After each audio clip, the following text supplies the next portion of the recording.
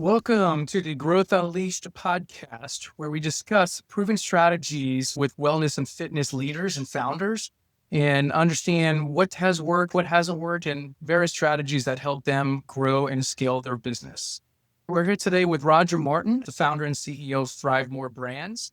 Thrive More is the owner of about 40 plus, over 40 franchise locations for Rockbox Studios. Roger has also ventured into some other different fitness areas, some technology based and some brick and mortar studio based. But I'm not going to steal his thunder. I would definitely love to hear from Roger himself. So, Roger, thank you for your time today. Welcome to the podcast. Well, it's my pleasure to be here. Thank you for having me. Absolutely. Yeah. Well, let's start from the beginning. I'd love to hear about your journey. What got you to where you are here to found Thrive and build out an organization? I spent the first 25 years of my career in the pharmaceutical industry. I started as a sales rep and ended up working for several different companies, taking promotions, and moved my family 8 times in like a 14-year span in the earlier part of my career. Ended up becoming the chief operating officer for a privately held pharma company. And before that, I was the president of another privately held pharmaceutical company. And at a point in my career where I, started as a sales rep, was working as a chief operating officer, and realized this is not what I want to do for the rest of my life. And I was in my mid 40s and just had this epiphany. I was at a conference in Barcelona, Spain, and just had this epiphany that I think I've done what I came here to do in this industry. And I'm super grateful for it. I'm really blessed to have done what I've done.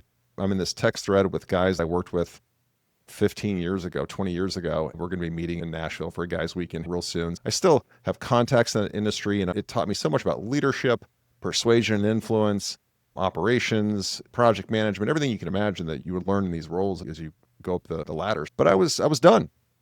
And I've always been passionate about fitness. I've always been passionate about nutrition. Not that I always eat perfectly, but I understand it and have studied it. I love combat sports, so I'm a huge mixed martial arts fan. In my 40s, I was training mixed martial arts, which basically means I would get the hell kicked out of me by these 20-year-olds and come home bloody and bruised up. And my wife was, what are you doing? I'm like, I'm competing. She's like, no, you're losing. You're losing. That's what you're doing. Yes. But I loved it. But I absolutely loved it. And then you add the third dimension of that. In my younger years, in my teens and my 20s, I'm a guitar player, and I was playing in a lot of bar bands, cover bands, and some original bands as well. So I love live music. I've always loved live music, and just the feeling you get when you go to a concert and the lights go down and you know it's about to pop off. It's the best feeling in the world. When I was leaving my pharma career, I really looked at what do I want to do as an entrepreneur. I definitely wanted to work for myself, and I knew that fitness was something I was passionate about. I loved combat sports, but I didn't want to open a fighter's gym. I also wanted to scale it. If I could bring in this element of rock and roll and passion, that would be amazing. The world works in mysterious ways.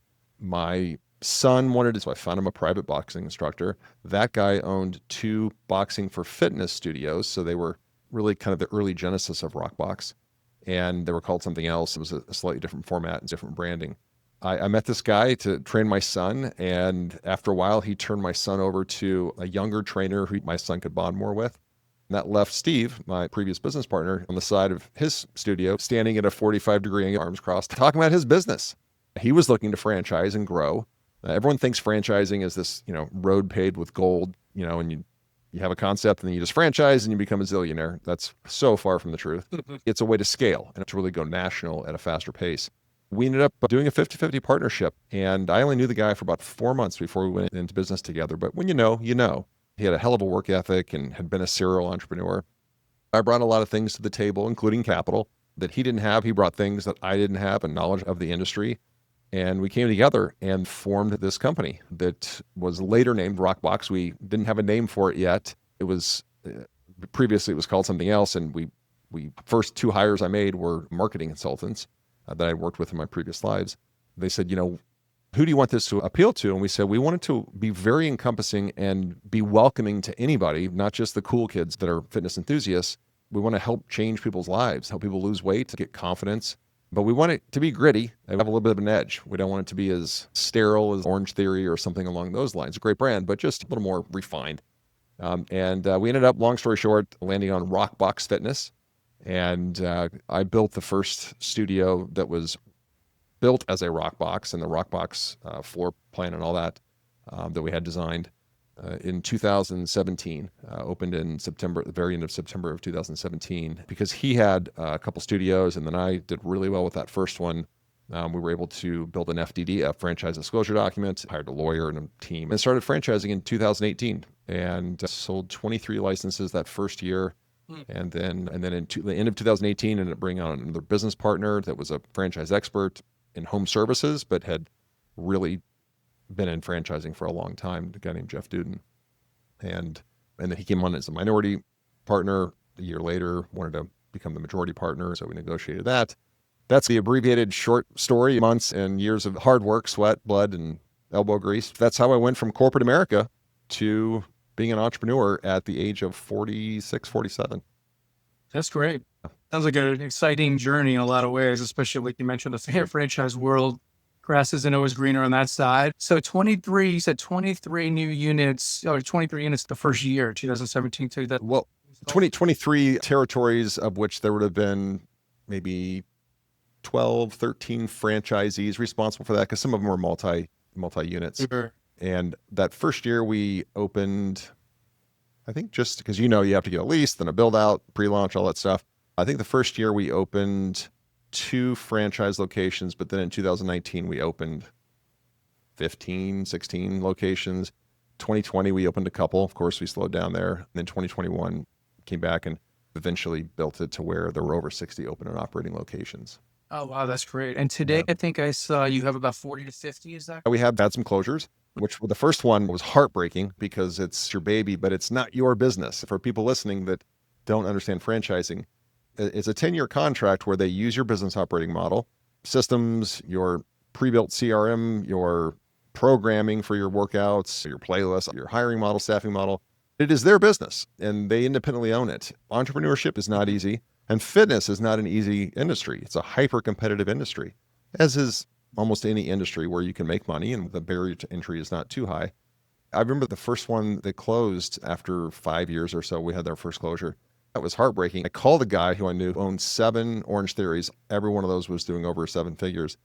And I just said, man, I don't know what to do. He's like, dude, that's amazing. You guys went 5 years without one closure. He goes, no, there'll be more because that's franchising and that's the industry. And unless it's Chick-fil-A, you're probably going to have some closures because the business owner, the franchisee, will choose to opt out and say, this isn't for me.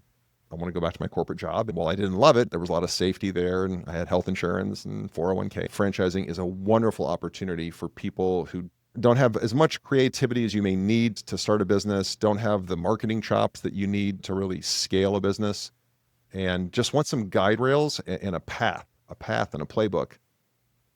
But at the end of the day, even franchising is still entrepreneurship, which means when the pipe bursts in the bathroom at 10 o'clock on a Saturday night, doesn't matter if you're out having a good time with your friends and family, the business needs you. When an employee decides not to show up, that means you got to go work, and that's a different, unique perspective, especially a lot of franchisees in this industry, and really, I would say in a lot of non-food franchise verticals, and that could be, many things besides fitness, are corporate refugees. And, these were executives that were VP level, director, VP level, that, made multiple 6 figures and had teams working for them and an assistant and the whole thing. And, I always tell people, we don't really have a program for care and feeding of executives here. This is hard work. And this is going to be harder. I don't like when people say it's hard. It's just harder than you thought it was going to be, right? If you say it's hard, then you've just told yourself and it'll never get easier. But you can say, this is harder than I thought it was going to be. Some people take that and build from it. They grow from it, skin their knees, and then they do great. And then some decide, I'm kind of beat up and I don't want to continue. And that's okay. We help them exit graciously. I can relate. Most people come into the franchise world thinking it's giving it to them on a silver platter and the work's not going to really be there, that it's already done for them, but still entrepreneurship. For the folks that have succeeded, what's a common thread you've seen as far as the attributes of the individuals and the way they run the business that has made some more successful than others? Yep. So the number one trait we look for in selecting franchisees, and we've gotten better at this, is resiliency. And, again, to that, you need, doesn't matter how many times you get knocked down, it matters how many times you get up, and especially, with a name like Rockbox, boxing for a fitness studio. But definitely we look for the traits of resiliency, innovative problem solving and leadership, right? The ability to lead. And what has surprised me is the struggle or lack of skill sets around competency selection interviewing and doing a real formal interview process. Leading corporate America as high-level executives, I think there were so many checks and balances in those big companies that, or if they made a bad hire, it didn't really show up because the person kind of hid in 5,000 people. I would definitely say that we look for the traits. These aren't skill sets; these are traits of leadership, resiliency, and innovative problem solving, so that you can move on the fly and make changes with our guidance. Who I've seen be really successful is an owner that is heavily involved in their business. I don't know of many semi-absentee businesses, as they're called, or executive models are called now. Maybe a vending machine route, a laundromat, but if something breaks, got to go fix that. Without a doubt, the more involved the owner is on a daily basis, and that does not mean the owner has to be working there from 5 a.m. to 7 p.m., just the more involved they are with their team, staff, members, and the customers, the better that studio does, the more profit that studio makes. Sure. Because no one will ever care about your business as much as you do. Maybe the franchise, I care as much about their business, but their staff usually doesn't. And especially a younger staff, that's just starting their career. I would say if anybody's listening to this, and I could serve your listeners anyway, entrepreneurship is harder than you think it's going to be. Scaling a brand is a lot harder than you think it's going to be, but it's all possible. It's been done. And if it's been done, that means you can do it too. But you have to go into it knowing that it is going to take a disproportionate amount of effort, time, and money. Like building a house, it always takes twice as long as you think and twice as much money as you think. That's no different in business. Resiliency and being able to say, okay, I just got punched in the nose again, but I'm going to get back up and I'm going back at this. And what is it? We're recording this about 1:30 in the afternoon, and I've already been punched in the face like 15 times for different things, but I'm like, I gotta deep breath. Here we go. That's the life. A lot of it's mindset too, right? I got my hands on your book. Yeah, nice. You. And I was reading through your book, and at one point you talked about success. I think your term was like success is a choice. That goes so much into it. You need to be resilient and understand that it's going to be hard work, but I think you also have to have the positive mindset, a strong mindset of like, I'm going to succeed. I'm going to have success here. I think that's a big part of it, just the mindset going into it. 100%. And so many people ask why and what and when the question an entrepreneur should always be asking is how. Like, we'll figure out, and if you haven't read the whole thing, I talk about, it may not be your fault, but it's your responsibility, right? It's your responsibility. And people are always looking, especially if they come from corporate America, well, whose fault is it? Who caused this problem? Right now, we've got a problem that is the owner's responsibility to make sure that it gets solved. The only way to solve that is to ask the question how, right? How-based questions. And success is a mindset of always asking how. So, not why or what or when. Those questions matter, but first, how. The older I get, the more I believe in the people that are successful, that have built their own wealth. It was a choice, and it was a consistent choice they made on a daily basis. And sometimes an hourly basis, you have to continue to say, okay, but I will be successful. I will. And that every problem has a solution, right? And coming to the table with a solution-oriented mindset where we are going to solve this and not, cry tears over what happened or why it happened, but really have that solution-oriented mindset. How are we going to solve it? How are we going to fix it? Yep. 2017, 2018, I rode a very brutal wave like the rest of the world. COVID, our industry got hit. Well, every industry got hit, but fitness obviously got hit really bad. It's interesting when you were giving your trajectory on the franchise growth, you kind of skipped over, and it sounded like it wasn't a big hit during COVID-21 as you were growing more. How did you ride that wave? What did you do to come out pretty, I don't want to say without marks. How did you ride that wave? Yeah, it wasn't fun for anybody. What I will say is we made the decision to voluntarily close and require all our franchisees to close before it was mandated by the government by maybe 48-hour period. But the reason why is because one of our values is trust. We have 6 different values, and trust is one of those. And that's, trust with our employees, trust with our franchisees, trust with the members. And I've personally owned my own, at the time actually owned my own studio, and I've owned 4 different brick and mortars in the 2 brands that I've co-founded. We've never had corporate stores in the 2 brands I've been a part of. It's always been a single principal's own money operating, building, launching, managing that store. I've since sold those to other franchisees, but I always like to own that business, one, because it kicked off nice cash, but also I want to understand the pain points of every business that I'm part of so that I can help solve those pain points before a franchisee experiences those pain points. Yep, already done that. Here's how you solve that. Here's how you overcome that. Sure. Or help them avoid that completely.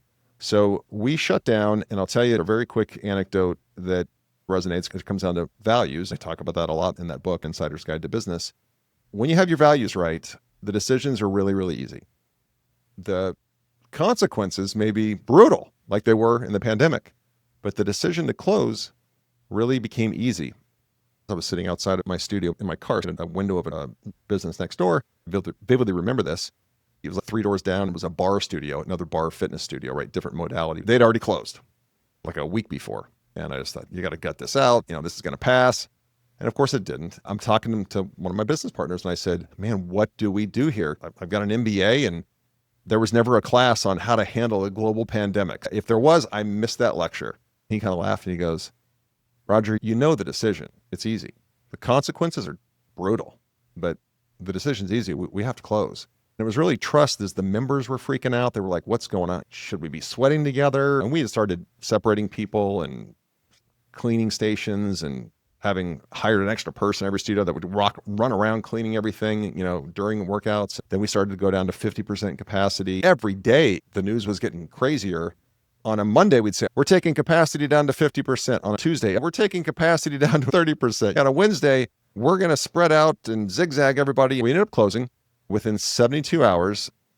I'm going to take some credit for this because I did a lot of this. Then I had a business partner that helped. I spent 72 hours straight with very little sleep, building an entire online portal with private logins for every studio. They could assign another private login, a lower level, to their members that had workouts if you had workout equipment at home, workouts if you didn't, nutrition, goal setting so that, hey, during this time, don't let this get to you. Let's set some goals, an accountability coaching program for the studios, an entire portal on boxing instruction to continue to serve our current members while we were physically closed. Had that done in 72 hours. I'm so proud that 84% of our members voluntarily paid the full price, full dues, the first 2 months we were closed. Oh, that's impressive. This was supposed to be a 2-week, we're going to flatten the curve. And then they just kept delaying and delaying. Now, after month 2, members were like, hey, man, I got to freeze. I lost my job too. We started to lose revenue after that. What I'm really proud of is that we did online workouts, like Facebook Live workouts for Rockbox Nation. Studios did Zoom workouts for their individual members too. We were servicing these people every which way you could imagine. Every single Rockbox studio successfully reopened after the pandemic. That's great. The stat I read was that 25% of gyms, fitness studios that closed never reopened. They didn't make it, never reopened. We were helping our franchisees negotiate with their landlord to get rent abatement, to get through this, places that stayed closed for a really long time. We ended up getting a lawyer involved because of HIPAA and exercises prescribed by physicians. As long as somebody had a recommendation from their doctor that they had to prescribe, that became an essential service. And you couldn't, authorities couldn't ask for that because HIPAA. We did find a loophole near the end of the thing because it was just some of the states were getting wacky. But I'm really proud of how we stood by our franchisees when so many, including Orange Theory, their whole corporate staff without plans to rehire, actually ended up hiring one of those Orange Theory people. And everyone just kind of hunkered down and said, good luck to everybody. We didn't stick our head in the sand and wait for somebody to come save us because there was nobody coming. We really worked with and helped them with PPP loans where we could, and not give them a loan, but to help them with the documentation they needed and all that stuff. Yeah, that's definitely impressive. Most fitness businesses certainly struggle to stay alive during that, but obviously after the facts, kudos to you for driving an organization right through that and coming out good on the other end. I appreciate that, and I never want to do that again. I don't think there's many people who do. No. So let's fast forward to today. What's the current state of the business? What are you working on now to grow in the future? What kind of challenge you see? Where do you want to be in 6 to 12 months? Maybe you can unpack some of that. So in January 1st of 2024, I ended up buying out my 2 business partners. It allowed me to make some changes in the business, make some changes in the home office team, and really circle the wagons. As I share with you, we did have some closures, and several of those, we would go in and save them, pay the rent, and find another owner. I just found that wasn't a very successful, at scale, it wasn't a successful approach and was really kind of costly. So in 2024, I told the team, our job is to take care of our current franchisees, not to go sell more units. Franchisors always want to sell more, sell more. Like, if we have some people that want to buy and they're the right fit, then we will award a license. We had, I think, 3 people that purchased the license. They're great franchisees looking for locations now, and I think one of them's already in a lease. But it was about focusing. So we really upgraded our franchise portal. Like, so, there's software in franchising that is pretty commonplace, and a lot of it's pretty lame, actually. If a software starts with the word Fran, it sucks. So we've found out that we're going to use better tools and migrated all that during 2024. We've just gone through a CRM transition to have a way better marketing suite available for our franchisees. We did a lot of heavy lifting. When you're the sole owner of the company, you can really focus and you can make decisions, in the drop of a hat, because you are the committee, so to speak. We were able to move quickly in some changes we made. Now we're back in growth mode and actively marketing and looking for new licensees and franchisees. At one point, my goal was 500 locations, each with 500 members, and 5 years. I had this 5-5-5 thing that I was really serious about in 2021. Well, I'm sorry, 5. You want 5? 500 studios, each with 500 members on average in 5 years.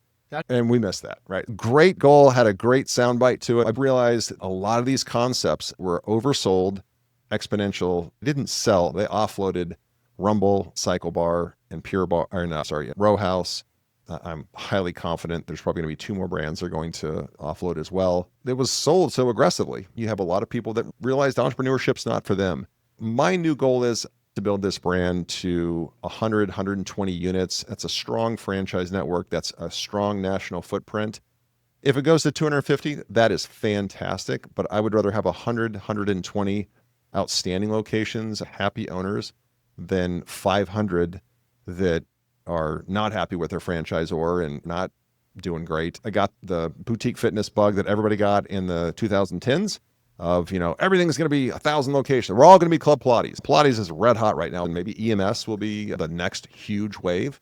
But I know that, and boxing and kickboxing is not for everybody. We do boxing, kickboxing, and then functional strength training. Half of the studio is turf, sleds, dumbbells, kettlebells, battle ropes, all that stuff. We do a full functional workout, no Olympic lifting, with the other half being boxing and kickboxing. And that's not for everybody. Boxing, kickboxing, even though I love it, a 35-year-old woman may want to go to Pilates instead of box. I understand that now in a better way. I have more reasonable, grounded plans for the business. I think it could go up to 250 locations and do very, very well and be a strong brand. I don't know if beyond that is feasible based on our modality. Because of the uniqueness. Yeah. I love, those are very aggressive goals. I love it, because you're talking 2 to 3x, I guess, of your that right now is your realistic goal, and then 4 to 6x, maybe even more, is your 250 goal. What do you see as the challenge? I mean, doing a SWOT analysis, what do you see the threats are? Given the state of the industry, do you see certain things that are bigger challenges that you have to overcome, whether it's internally or externally in the market? What do you see as the challenges to hit those aggressive goals, and what are you doing to address those? Great questions. Real estate has become a limiting factor that can limit growth. The availability of retail Class A real estate or really high B+, and it's expensive. The leases have gotten a lot more expensive. So we have shrunk our footprint by 33% so that rent is more affordable for our franchisees, yet capacity is not markedly impacted. The great thing about group fitness is you can always just add another class and take on more capacity. We've done that to help get the cost down, which also lowered the upfront equipment package because you're not furnishing quite as many bags, quite as many stations and all that. So that was a major that we also did in 2024 to really get that smaller. But I see that as a big threat, right? Because it's external. The opportunity is more people are taking their fitness more seriously than ever before.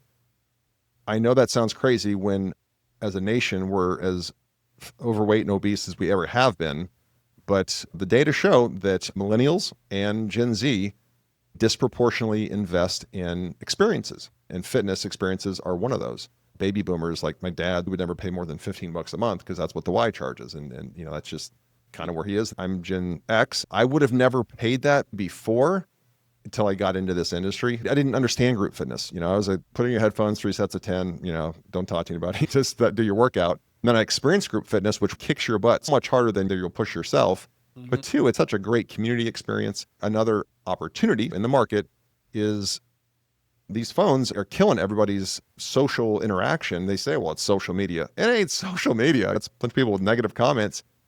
Socialization is in our DNA. And so people are seeking that out. They're lonely as hell. They're seeking that out. I do believe boutique fitness has become the third place, if you will. So home, work, and then your third place for a lot of people. And it's functioned as their way to connect. Mm-hmm. And everybody says community, but there's something special about fitness where there's an instructor boxing combos, or they're telling you to do a burpee or whatever it is. And it's all the members in that class against that instructor in a fun way. And you're in the foxhole, somebody. You're in the foxhole because you're being pushed and you're sweating and you're hurting. But you also know that you're growing and improving as a human being, and you're doing that together. I don't see where other environments, I mean, you could talk about a bar or a lounge or a country club. Pickleball is doing that. Like pickleball is growing, not so much for the sport, but because of the socialization. Sure. And I see that as a huge opportunity in group boutique fitness because people need that socialization. You really have to curate that with the way your instructors interact, the way your front desk interacts, and build that community and be proactive when they're not in the studio, reaching out to people and keeping that community spirit alive. I think that's a huge opportunity. Everybody's like, oh, AI is going to take everybody's job. It's going to take some people's jobs, but it's not going to replace the need for socialization, at least not in my lifetime or yours. So what are you doing to promote and market and word out there that your studios are a place where people can get community fitness or whatnot, instead of it being seen as just a place to go fight, boxing, martial arts, whatever? What are you doing to get that image and brand out there that you are a place where people can maximize their community needs? Yeah. Just so any listeners curious, there is no fighting in a Rockbox. Nobody gets punched in the nose. Our joke is, we bust calories, not noses, because we only hit bags, not people. Actually, it's funny because when we were designing the brand back in 2017, I said, hey, it would be kind of cool to have a small size ring. My business partner and my wife both said, you're crazy. That will scare the hell out of people because they'll think they got to get in the ring when they come in. I was like, you're right. In fact, we don't even have mirrors in our studio. In the arena, that's where we work out. We call it the arena. There are no mirrors because people are always worried I'm being looked at or somebody's looking at me or I don't like the way I look. So we literally in late 18 took all mirrors out of the design so that there's no feeling of judgment and nobody's worried if they're having a bad hair day or whatever. So it's really comfortable. How do we get the word out? Local. It matters what happens in the local community. We have a whole playbook where they find 25 partners, other businesses that are like-minded, Lululemon, juice shops, athletic stores, massage studios, beam light saunas, infrared studios. They can have partnerships and do events. Those businesses come to events at the local Rockbox. That starts to spread the word and they see you around town. Of course, through social media posting and showing that you have a community, showing people winning, showing people having transformations where they've changed their body and mind. Then it's member events where we have nutrition plans for people that are customized, grocery lists, everything you can imagine. We have accountability coaches. Sometimes a member event, the local Rockbox will have a member event where it's a Saturday morning workout that's really hard. And then we have adult beverages and grill afterwards, and everyone throws their nutrition plan out the window for that afternoon. It's a great day where people are sharing in a different way. They'll do run clubs. I've seen them do Spartan races where they'll take members and do groups of that. It's truly not about just keeping it in your studio. Yeah.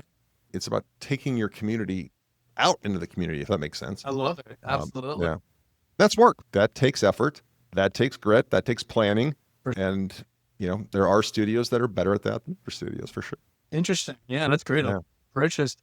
2 more questions and then we can wrap up here. So one of the is an extension almost of what you were just saying. This has been a tremendous conversation with you as a leader of this vast company of many franchisees. If I was having this discussion with a franchisee, what would your franchisees say or some of the challenges they face and areas of opportunity they wish could be improved? Yeah. It's funny because we have our annual summit where the franchisees all drive or fly in and we have guest speakers. It's a 2-day event. I'm starting to build my slides for that. And I have a State of the Union to open it up. I'm getting all these statistics together. Where's the industry going? How's it growing? What is the compound annual growth rate for the industry? I was reading one of these research reports and it said top 3 things that boutique fitness owners have concerns about in 2025. New customer acquisition. It was marketing of the business in the community, and it was staffing. Man, I could have saved you whatever money you spent on that survey and told you those are the top 3 things. So I don't know what you paid your surveyors for or how much you had to pay them, but that's it. I mean, it's new member acquisition in a consistent, predictable manner. Yeah. If you ask them, well, what does Roger say? Roger's going to say, you should make money on that acquisition. You should make money on the first ring, the membership sale and all the accessories that go with it. That should cover all of your advertising costs and more. In this business, like the Planet Fitness model, they'll lose money for the first 6 months, 7 months on a client because the cost of acquisition was more than what they're charging per month. But they also know those people never cancel because it's so low dollar and they just stay forever, even though they never show up. I believe in a front end offer that is affordable enough, but rich enough for the business that then finances you going to get more customers and also allows you to then downsell after that front end program into a membership that is more long-term and really what they need. Sell them what they want, which is a finite beginning, middle, end, because we're Americans. I want a beginning, middle, end. Don't tell me I have to do this forever, even though you do. Then you can get them what they need, which is a long-term membership.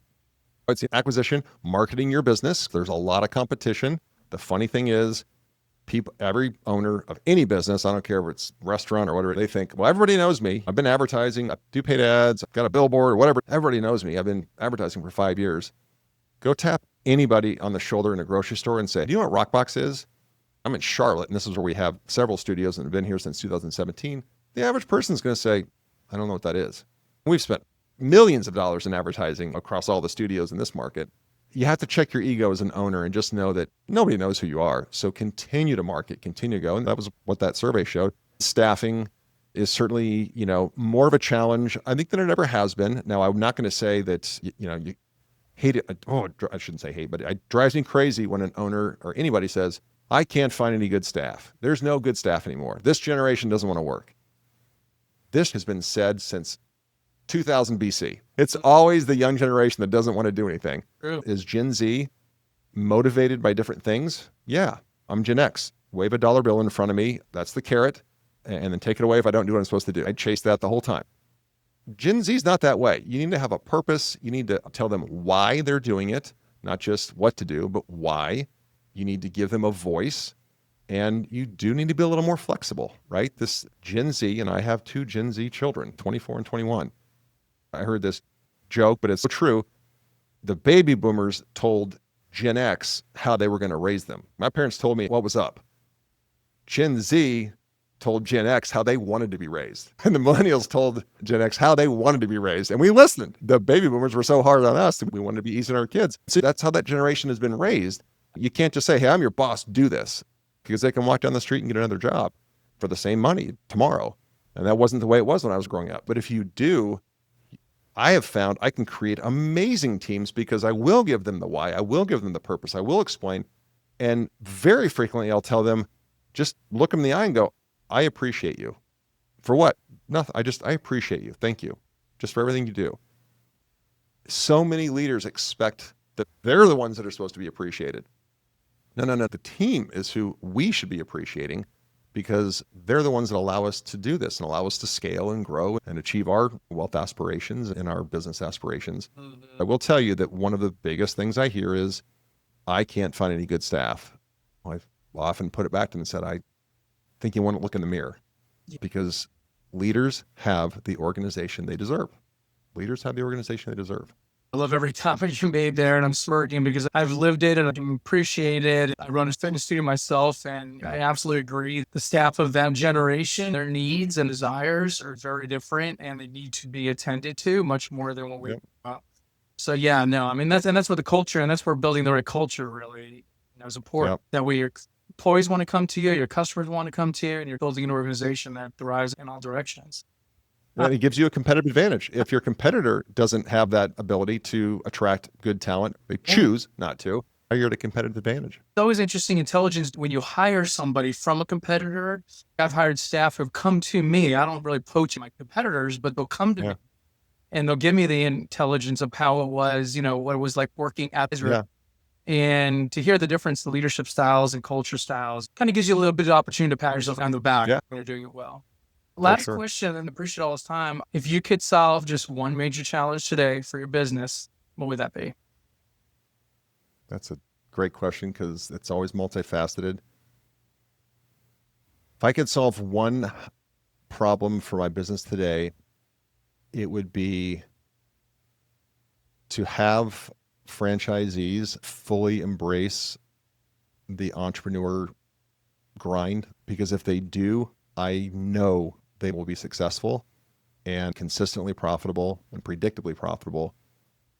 It's, if I could wave a magic wand, give everyone an extra giant scoop of resilience so that, because this is harder than they thought. And because I don't want them to feel that way. I don't want anybody that is part of my brand or your brand. I think that if you take the jump into entrepreneurship, you've already won. You've already beat 98% of the people because you actually had the guts to do it. Everyone sits around at cocktail hour like, yeah, we should start a business. Yeah. Then on Monday morning, back to work, where an entrepreneur said, okay, I'm going to do it. I'm going to invest my own capital or take a loan out with a personal guarantee. These are real big decisions. And I don't want them to feel all that consternation that comes with being an entrepreneur. I heard that Richard Branson at any one time, billionaire Richard Branson, at any one time, there's 125 active lawsuits against him. I can't imagine the stress of that, but he's at that level. I'm sure Elon Musk probably is the same thing. And they're just like, it's same problems, just scaled. But they're resilient as hell. Richard Branson's like, whatever, I'm going to keep going, bring the lawsuit, whatever. I'm going to keep going because I'm going to be successful. I've made that choice. If I could give everyone else in business, any entrepreneur, that extra scoop of resilience so that it's just a little easier when it gets hard, that's what I would do. Yeah, I love it. Yeah. One of the things I learned through the course of my career when it comes to resilience is also going back to mindset, right? We were talking earlier, mindset. There's always a fear that a customer complaint, a customer issue, a business issue, whatnot, is going to be painful. Like approaching it's going to be painful. But I think what I've learned over the years is if I take the mindset of the solution to that problem is going to be fun and rewarding, then it makes you look forward to the challenges. To a certain degree, sometimes it used to be like, if I got a customer complaint calling, I'd be like, oh gosh, what's this going to be about? This is going to be hurting. But now it's, how am I going to help that customer out? And I think that feeds into resilience in a lot of ways because it just makes you stronger knowing that you can ride the waves and handle the tide that's going to be in front of you. So I stole from my business partner, Jeff, the guy who brought in that had the franchising experience. His mantra is rush to conflict. And rush to conflict so that you can get past it and then keep moving.